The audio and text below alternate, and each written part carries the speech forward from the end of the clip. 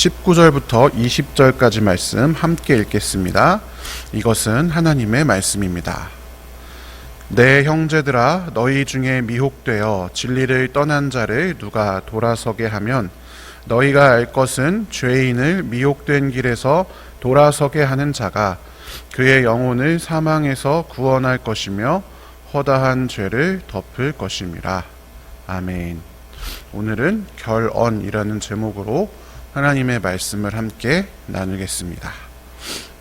이제 드디어 야고보서의 가장 마지막 구절 5장 19절 20절에 이르렀습니다. 지난주까지는 야고보서에서 여러 가지 다루는 그 본문의 내용에 속한 부분이고요. 오늘 마지막으로 읽은 5장 19절 20절은 맨 마지막 결언 부분입니다. 그런데 여러분, 개역개정으로 특히 이 야고보서를 읽다 보면 뭔가 이 부분에 뚝 끊기는 것 같은 느낌이 듭니다. 성경이 여기서 끝이 아니라 뒤에 뭐가 좀 더 있어야 될 것 같은데 하는 생각이 듭니다. 왜냐하면 그 바울의 서신서들을 보면 대부분 마지막에 뭐 인사말이라든지 동역자에게 안부를 보낸다든지 아니면 자신의 동역자를 소개한다든지 이런 그 편지글 같은 형식으로 기록되어 있어서 그 양식에 우리가 익숙하거든요. 서신서들이 대부분 다 그렇게 끝나기 때문에 뭔가 인사를 한다든지 내용을 정리하는 게 있어야 될 것 같은데 특별한 인사나 전하는 말도 없이 마무리가 되기 때문에 뭐야 이게 끝이야? 하는 생각이 들 때가 많습니다. 야고보서가 가지고 있는 특징입니다. 왜 야고보는 뭔가 이게 끝마치지 않는 것 같은 편지글을 썼을까? 추정컨대 이 서신서의 그 수신자와 관련이 있는 것으로 보입니다. 바울의 서신서들도 그렇고 뭐 베드로 서신이나 다른 목회 서신들도 대부분 어떠한 교회나 사람을 수신인으로 하여서 기록이 되어 있습니다. 물론 뭐 그렇지 않은 서신서들도 가끔 있습니다만 그러니까 서신서들은 기본적으로 물론 그때 그 받는 사람 말고 주변에 있는 다른 교회들도 다 돌려 읽고 결국엔 나중에 성경이 되었지만 기본적으로 맨 처음 썼을 때는 받는 사람이 있었다는 거예요. 그 바울 서신서 같은 경우는 특별히. 그러니까 이 편지를 쓰는 사람과 받는 사람이 어떤 특정한 관계에 있습니다. 예를 들어서 바울과 고린도 교회다. 그러면 이 고린도 교회를 세울 때 그 고린도 교회와만의 특별한 어떤 바울과의 기억들이 있을 거 아니에요. 공유하고 있는 히스토리들이 있습니다. 그러니까 그에 따른 인사말이나 아니면 서로 알만한 사람들이나 아니면 서로 이미 관계가 있으니까 내가 이 사람 내가 알고 있는데 혹시나 고린도 교회 가면 좀 잘해줘라, 이렇게 편지에 이제 추가를 할 수가 있잖아요. 그러나 야고보서는 다릅니다. 야고보서 제가 처음 다룰 때 말씀드렸다시피 누구에게 편지를 쓰고 있느냐, 그냥 흩어져 있는 12지파에게 라고 쓰고 있습니다. 실제적으로 이게 받는 사람이 있는 서신이라기보다는 불특정 다수, 여기서 흩어져 있는 12지파는 쉽게 말해서 그냥 디아스포라된 그리스도인 전체를 가리키는 거라고 말씀드렸잖아요. 그러니까 형식만 편지지 실제로 이게 편지로 누군가한테 쓰여졌다라기보다는 그냥 일반적인 글인 거죠. 그러니까 서신의 형식을 띈 설교문에 가까운 것이 야고보서다. 그렇기 때문에 일반적인 수신인이 분명한 서신서처럼 인사나 소개 같은 어떤 끝마침이 있는 것이 아니라 그냥 설교문처럼 결론이 나면서 끝납니다.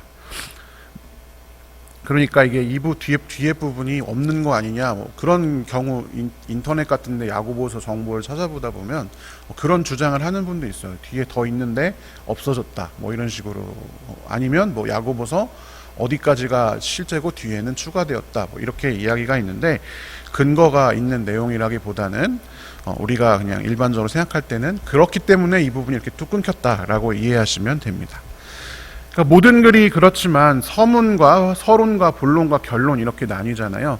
그러니까 야고보서도 서신서긴 하지만 결국엔 설교문과 비슷하기 때문에 서론, 본론, 결론 이렇게 나뉘어지는데 오늘의 마지막 부분 결언이라고 하는데 이 결론은 보통 글의 목적을 다시 한번 간단하게 요약한다든지 핵심 내용을 한 번 더 짚어주는 형태로 보통 이제 기록이 되어져 있습니다.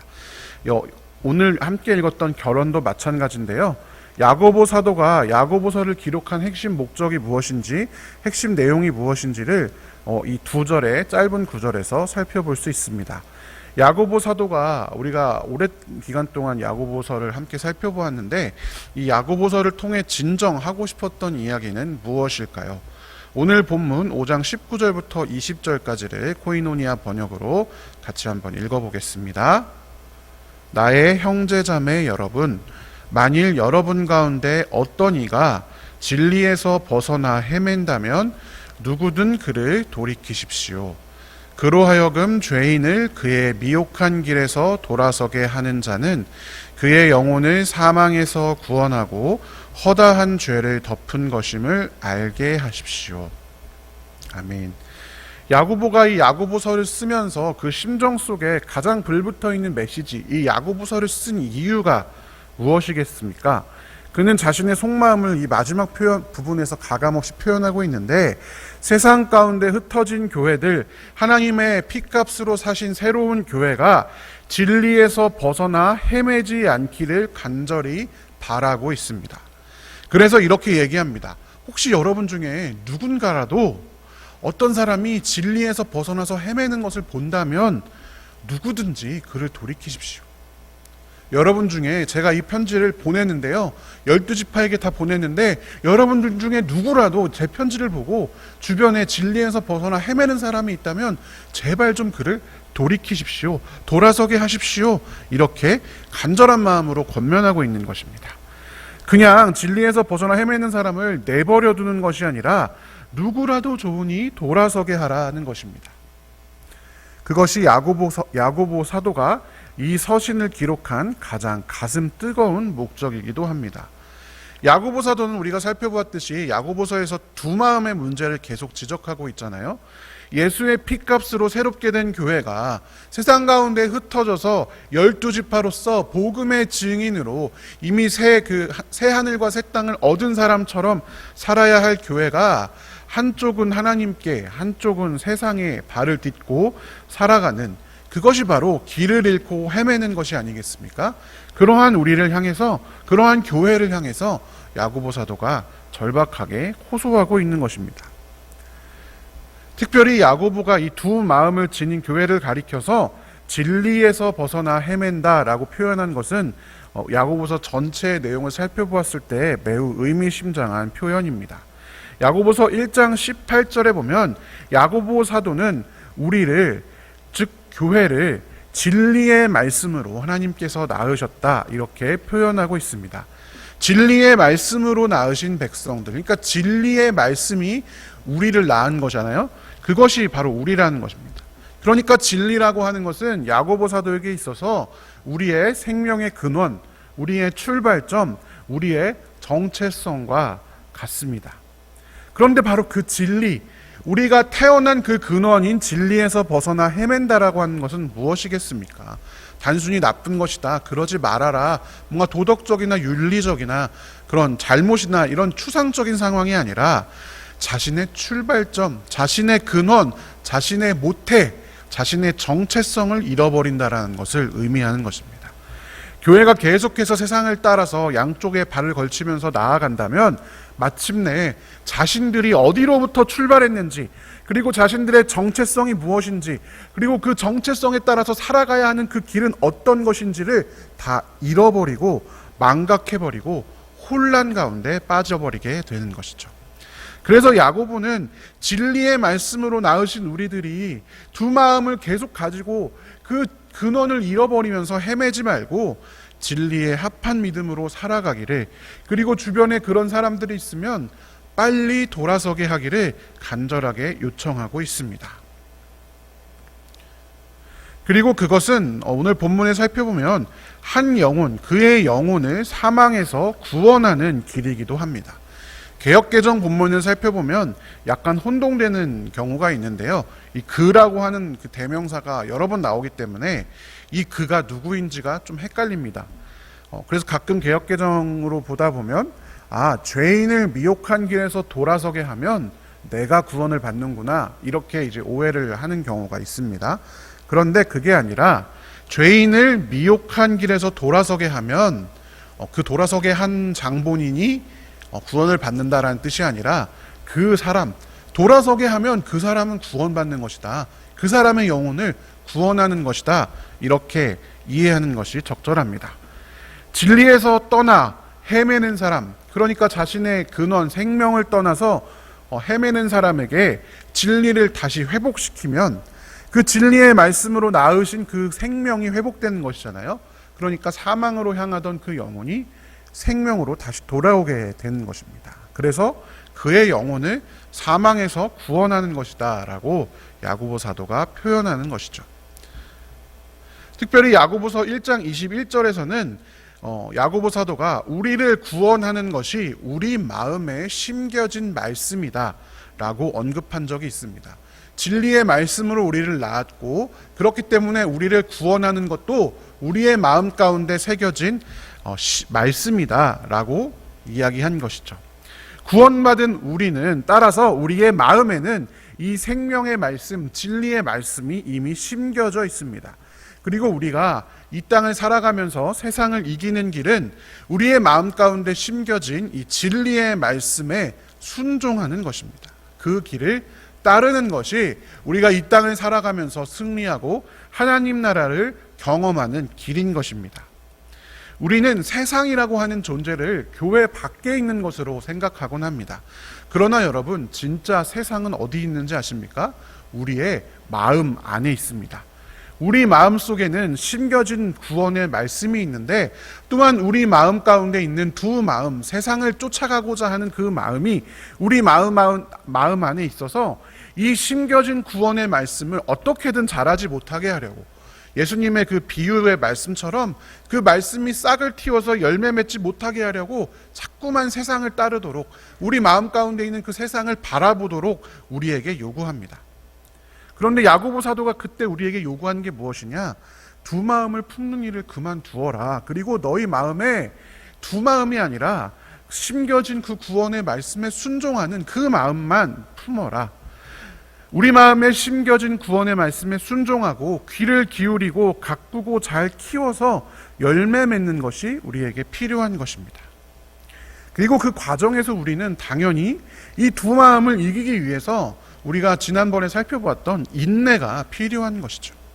내리쬐는 태양볕, 찌르는 가시덤불, 돌밭에 가득한 돌들, 지나다니는 사람들의 발자국, 이런 것들 가운데에서도 마침내 인내하면서 주님께서 주시는 이른 비와 내린 비의 은혜를 통해 우리 마음 가운데 심겨진 말씀들이 열매 맺는 것, 그것이 행함이 있는 믿음인 것입니다. 그리고 마지막으로 야고보 사도는 오늘 20절에서 이 구원의 말씀, 영혼을 사망에서 구원하는 이 진리가 허다한 죄를 덮는다라고 말하고 있습니다. 비록 진리를 떠나서 헤매이고 있는 사람들이 많이 있지만, 그리고 우리도 때론 가끔씩 두 마음을 품고 세상을 향해 다름질 치지만 다시 그 진리를 향해 돌아오는 사람들을 하나님께서는 전혀 탓하지 않으십니다. 그의 허다한 죄를 덮으십니다. 주의 진리의 말씀을 향해서 돌아오는 자들에게는 주님의 긍휼과 풍성하신 은혜가 있습니다. 우리가 야고보서에서 살펴보았던 것처럼 하나님께서는 참으로 긍휼이 많으시고 자비하신 분이시기 때문입니다. 그리고 그렇게 두 마음을 향해서 나아갔다가 다시 하나님을 가까이 하는 우리에게 자신의 옆자리를 기꺼이 내어주십니다. 우리를 가까이 하시는 그 은혜를 우리가 누리게 된다라는 것입니다. 사랑하는 성도 여러분, 우리가 야고보서 1장부터 5장까지를 함께 읽어보면서 확인했던 것들이 있습니다. 우리는 세상 가운데 흩어져 살아갑니다. 오늘도 교회에 모였지만, 그리고 매 주일마다 교회에 모이지만 결국엔 축도받은 후에 각자의 세상의 자리로 파송되어서 흩어져서 그 땅에 심겨진 씨앗처럼 살아가는 것이 우리의 삶입니다. 그런데 그 씨앗처럼 살아가는 우리가 당연히 마음으로는 전심으로 하나님만 바라보고 싶지만 아직 이 땅에 하나님 나라가 시작은 되었지만 완성은 되지 않았기 때문에 우리 눈에 보이는 것들 때문에 또한 우리 마음 가운데 있는 죄된 마음들 때문에 두 마음을 향해서 세상을 향해서 우리의 마음이 자꾸만 달려나갑니다. 그러나 분명한 것은 우리 마음 가운데 죄도 있지만 그것만 자리 잡고 있는 것이 아니다라는 것입니다. 우리는 죄인이기 때문에 어쩔 수 없는 존재들이 아닙니다. 죄인이지만 동시에 우리 마음 가운데에는 하나님의 구원의 말씀, 진리의 말씀이 심겨져 있습니다. 더 이상 희망이 없는 것이 아닙니다. 우리는 결국 우리 마음에 심겨진 말씀에 순종하다 보면 그 말씀을 싹 틔우고 그 말씀이 열매 맺으면 결국에는 구원받고 하나님 나라를 경험하게 될 것입니다. 그리고 그 과정에서 우리도 인내하면서 살아가야 하지만 하나님께서 이른 비와 늦은 비 때때에 맞춰주시는 은혜를 통해 그 씨앗을 자라게 하시고 열매 맺게 하실 것입니다. 그 결과를 바라보며 세상을 향한 두 마음을 품지 않고 세상의 가치관을 그대로 교회와 내 삶 속에 받아들여서 두 마음을 품지 않고 특별히 우리가 두 마음을 향해 다름질치는 시작점인 말과 혀를 내 뜻대로 마음대로 하지 않고 하나님께 내어드리며 그러한 삶을 살아가는 과정에서 하나님 뜻대로 살다가 생겨나는 겪게 되는 여러 고난들 가운데 그것을 하나님 앞에 가지고 나와 몸부림치며 분투하며 사는 것, 그것이 야고보 사도가 말하는 성도의 일상입니다. 우리는 때때로 두 마음을 품게 되지만 그럼에도 불구하고 늘 하나님의 말씀으로 돌아오며 우리의 말과 혀를 가장 먼저 하나님께 드리며 우리의 그 과정에서 일어나는 고난을 하나님 앞에 다루는 것, 그것이 우리의 오늘의 일상 또 내일의 일상, 하나님 나라가 결국 완성되어 우리 눈앞에 나타날 때까지 우리가 매일 살아가야 하는 일상인 것입니다. 제가 서두에서 야고보서가 뭔가 성경을 읽을 때 끝나지 않는 것처럼 느껴진다라고 이제 말씀을 드렸잖아요. 그러니까 뒤에 뭔가 더 있을 것처럼 이제 끝나는데 그것도 이제 저에게는 이렇게 이제 읽혀집니다. 실제로 야고보가 그렇게 의도하진 않았겠지만 여기까지 야고보 사도가 가르쳐 주시고 이 뒤의 일, 그래 이제 너희가 이 야고보서 다 읽고 일상을 살아가는 그 일들은 너희의 몫이다. 너희에게 맡겨져 있다. 이 뒤의 내용, 끝나지 않는 것 같은 이 야고보의 사도의 마지막 부분은 너희가 완성하는 것이다 라고 마치 그렇게 여겨집니다. 마침내 끝까지 인내하여 하나님 나라에 이르는 순례자의 길, 그 길 위에 살아가는 우리의 일상은 이제 우리에게 달려 있습니다. 사랑하는 성도 여러분, 저는 목사로서 할 수 있는 일이 이것밖에 없습니다. 말씀이 우리에게 이렇게 말한다. 하나님께서 우리를 이렇게 낳으셨다. 이렇게 말씀할 수밖에 없습니다. 그리고 여러분의 일상은 여러분에게 달려 있습니다. 제가 여러분의 일상을 대신 살아드릴 수도 없고 오히려 저는 여러분들보다 더 교회 안에서 여러분들은 세상의 일선에 계시지만 저는 이곳에 있지 않겠습니까? 제가 할 수 있는 것은 알려드리고 기도하고 응원하는 것뿐이 없습니다. 그리고 여러분들이 고난 가운데 나아오셨을 때 같이 기도하면서 하나님께 우리 이 문제를 가지고 나아갑시다 하는 것이 저의 역할입니다. 여러분들을 저는 보면서 저도 확인합니다. 하나님의 말씀이 진리임을 저 성도님을 보면 알 수 있구나. 내가 선포한 이 말씀, 물론 나의 삶에서도 이루어지지만 저 어려운 상황에서 저 세상 가운데 살아가는 저분들을 보면 하나님 살아계시구나. 저게 맞구나. 내가 나의 역할을 더 잘해야겠다 생각하게 됩니다. 여러분, 이 야고보서를 다 읽으면서 제가 한 가지 결단하게 되는 것은 이렇게 일상을 이제 살아갈 여러분들을 위해 기도해야겠다 생각하게 됩니다.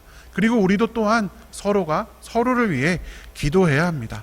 서로가 서로의 삶을 통해 배워야 합니다. 저도 여러분의 삶을 통해 배우듯이 여러분도 주변에 있는 신앙의 동료들의 삶을 통해서 배우시기를 축원합니다. 그리고 나의 삶이 누군가에게 또 이렇게 서로 세워주는 그런 삶이 되기를 그렇게 바라는 귀한 성도들 되시기를 축원합니다. 사랑하는 성도 여러분, 증인의 삶을 온전히 살아낼 수 있는 저와 여러분이 되시기를 주님의 이름으로 간절히 축원합니다. 함께 기도하겠습니다. 사랑의 하나님, 감사합니다. 야고보서 1장부터 5장까지의 말씀을 통해 우리에게 하나님 나라를 살아가는 성도들의 일상이 무엇인지 알려주시니 감사합니다. 하나님, 우리는 두 마음을 자꾸만 품게 되어 세상을 향해 마음이 다름질쳐 가지만 그럼에도 불구하고 우리 안에 변하지 않는 진리의 말씀의 씨앗들을 심겨주시니 감사합니다. 그냥 심겨주신 것 아니라 예수께서 이 땅에 오셔서 십자가의 고통 당하시고 부활하심으로써 우리 가운데 떨어진 그 핏자국들을 통해 우리에게 그 씨앗이 심겨졌음을 다시금 기억합니다. 하나님의 크신 은혜에 감사합니다.